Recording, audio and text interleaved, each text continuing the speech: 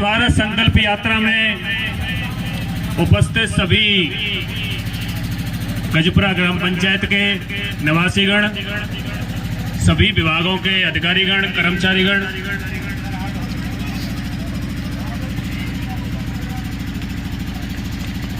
माननीय प्रधानमंत्री जी ने एक यात्रा शुरू की है कि जो भी सरकार के काम हैं, जो भी सरकार ने काम किए हैं, उन सरकार की गतिविधियों का, सरकार के कामों का प्रचार प्रसार हर गरीब तक, हर उस पिछड़े हुए ग्रामवासी तक पहुंचे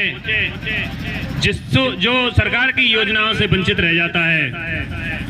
तो मैं कृषि विभाग से राम मुकुट सिंह गुर्जर अपनी कुछ योजनाएं जो केंद्र सरकार द्वारा जारी की गई हैं उनके बारे में बताऊंगा।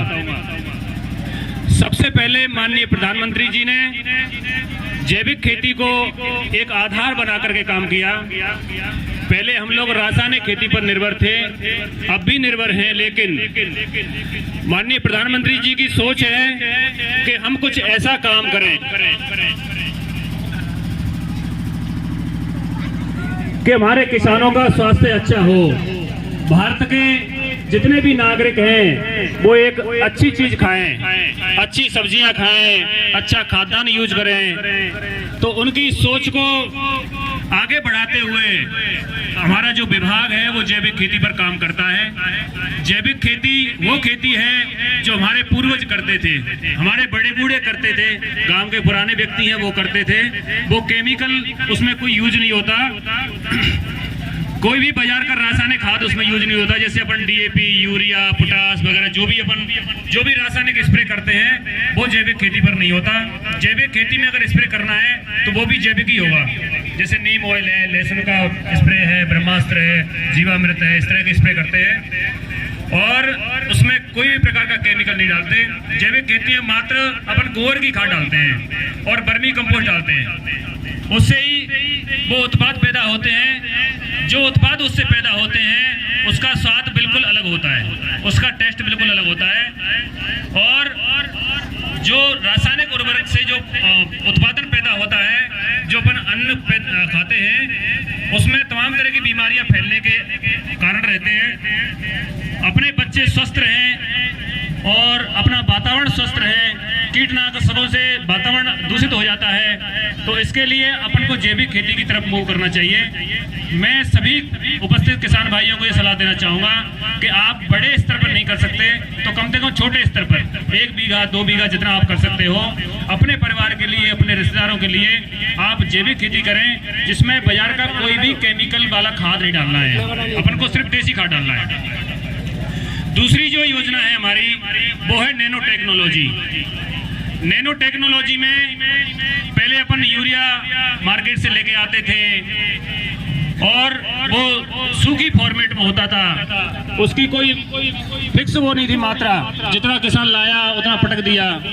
यूरिया से क्या होता है, उसमें मात्र 46% नाइट्रोजन होती है, तो बाकी का जो 54% होता है वो रॉ मटेरियल होता है और वो ऐसा सफेद कलर का रॉ मटेरियल होता है जिससे हमारी जो जमीन की संरचना है वो खराब हो जाती है। तो मैं सभी किसान भाइयों से ये आग्रह करूंगा कि आप नैनो टेक्नोलॉजी की तरफ मूव करें, नैनो टेक्नोलॉजी को अपनाएं।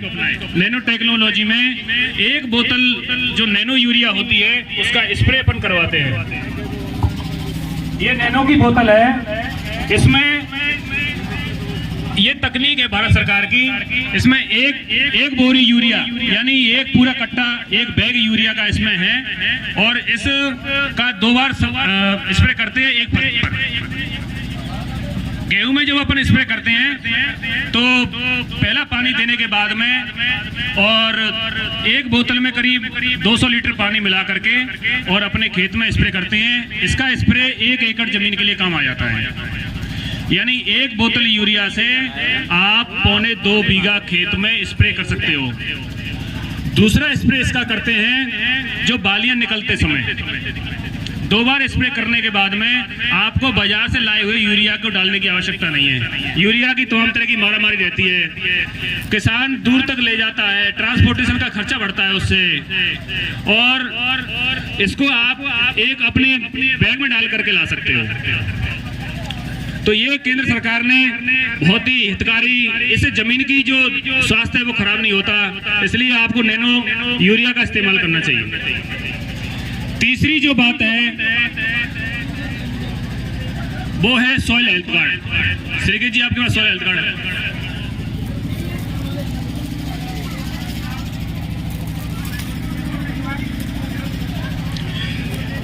किसान भाइयों, सॉइल हेल्थ कार्ड स्कीम माननीय प्रधानमंत्री जी ने पूरे देश की जो मिट्टियां हैं उनकी जांच करवाई।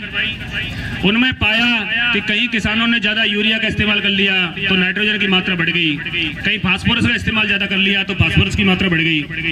इसलिए उन्होंने जमीनों की जांचें करवाई और सभी जमीनों में ये पाया कि उनमें कहीं ना कहीं केमिकल जो फर्टिलाइजर अपन बाजार से लेके आते हैं उनकी बढ़ी हुई मात्रा पाई। तो सरकार ने यह सोचा कि क्यों न किसान को एक ऐसा कार्ड दिया जावे कि उसकी जो कार्ड